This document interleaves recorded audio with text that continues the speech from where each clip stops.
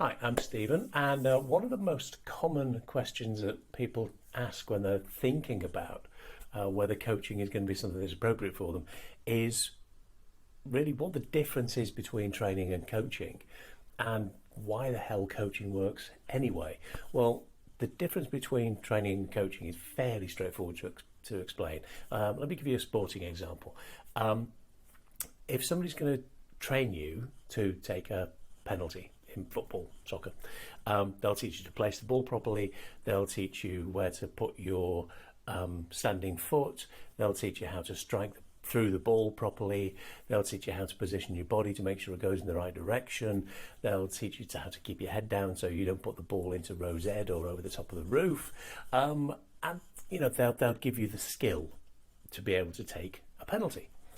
A coach gives you the mindset and the skill to be able to do that when you've spent 89 minutes being kicked to death by another player, when it's wet, when it's cold, when it's 105 degrees, when you're exhausted, when your brain's not really in it, when it's a nothing game that doesn't really matter, when it's a World Cup final. A coach is about being able to take you to the next level of performance and keep you there consistently. It's not about simply technique, though that does come into it. It's about how you use that technique and the mindsets and the attitudes that go with it to make it all work. Because if you know how to take a penalty but your mind is all over the place, the results are going to be less than spectacular, shall we say. I'm an England fan, so I'm familiar with that concept, at least from the men's team. Anyway, in terms of why coaching itself works, well, there's a lot of work been done on this, but I've actually gone out and asked my members, my coaching clients, why they've found that coaching works. And having been doing this for more than 20 years and having trained more than 50,000 recruiters, I've kind of got a fair spread of experience in this that I can draw from. And there's basically four reasons that people give me for why the performance coaching, the high performance coaching programs work. And I'll explain them. It's just four of them. It's very quick to explain. The first is clarity. It's very easy to have these sort of vague, ill-defined objectives, goals. It's vague, ill-defined strategy. Well, I'm just going to kind of get more clients in, or I'm just going to improve how I'm managing my candidates. It's all woolly. It's vague. It's fluffy. Consequently, people get vague, woolly, fluffy results from it. So clarity, because a high-performance coach is not going to let you get away with being vague.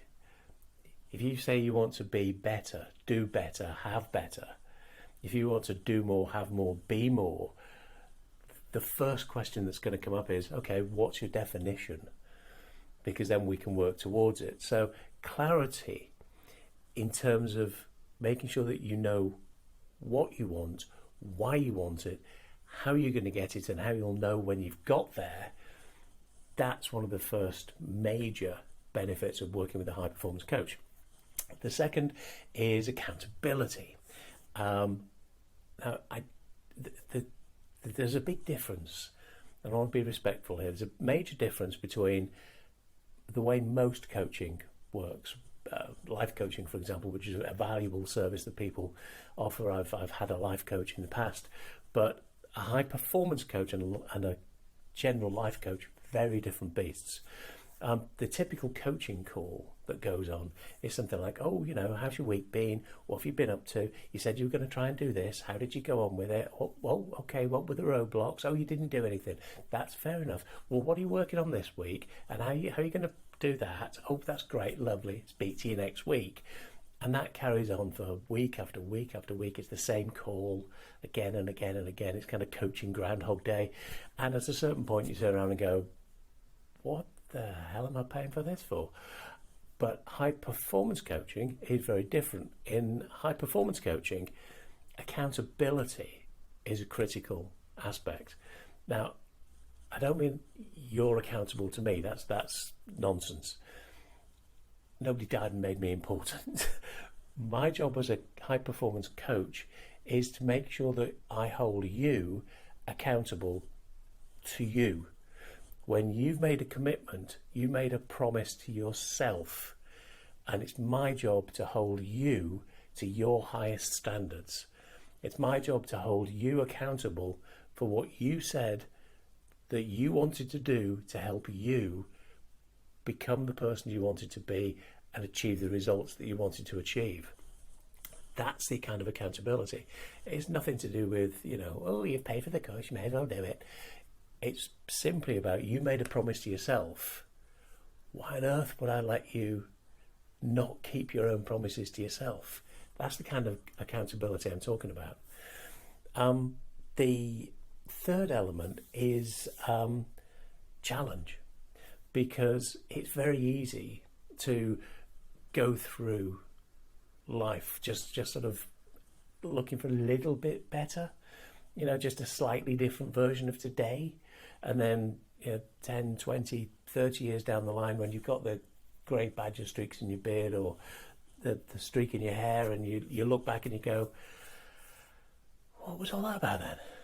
Because you could have had and been and done much better, much different, but you settled for just being a little bit better.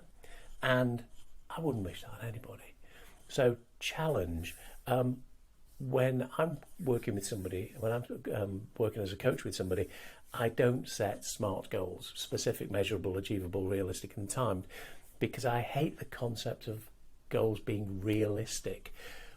In practice, realistic is taking what's happening today and adding a few percentage points on, or taking what's happening today and making it just a little bit faster or a little bit better. What I want to help you do is to set stretch goals. It's to set goals which are, yes, measurable, achievable, specific, timed, but they're just on the edge of scary. If they're not slightly scary, if they're not slightly intimidating, if they don't make you think, ooh,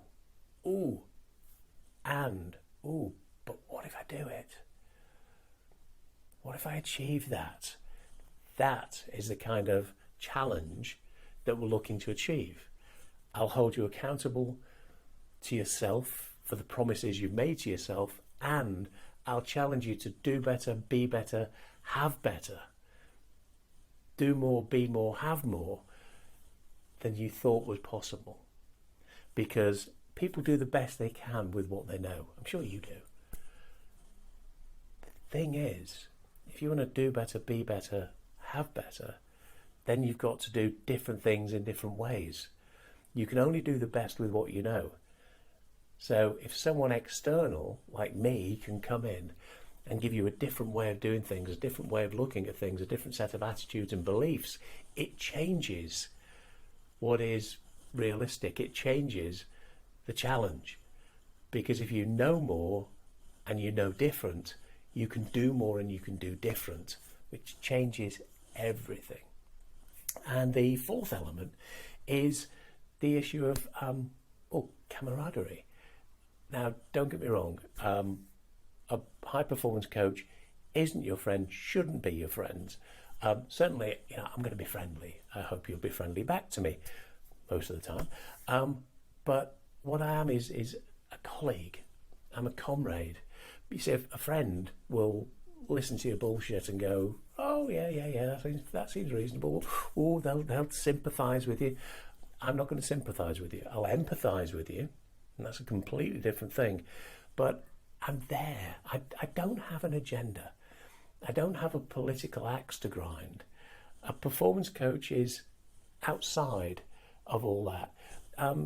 One of the challenges I think that we as a society face, and maybe recruiters suffer from this a lot more than other people, is we just don't have that weak social network. We don't have the ability to chat over the garden fence to a relative stranger. We don't meet people in bus stops, or if you're in London, you never ever chat on the tube. That would be bad. We don't just have relative strangers that we can just talk to and just express our feelings and express our concerns, and say honestly what's going on. We can't talk honestly about the consequences of our actions, of our inactions, and that camaraderie is a huge factor in why high performance coaching works, because you've got somebody that you can get the roadblocks out, that you can get the stuff out to, and just be honest and just clear everything, and that makes life so much easier and better. So those are the major reasons why high performance coaching is as effective as it is, and it's also hopefully a good explanation of why training is essential but insufficient. Training matters, but it's not enough. Coaching is what you need to take you from where you are to where you want to be in the shortest possible time and in the most effective way, with the fewest roadblocks and slip-ups. That's why high performance coaching works, and I hope that we get the chance to work together at some point in the not too distant future. See you again.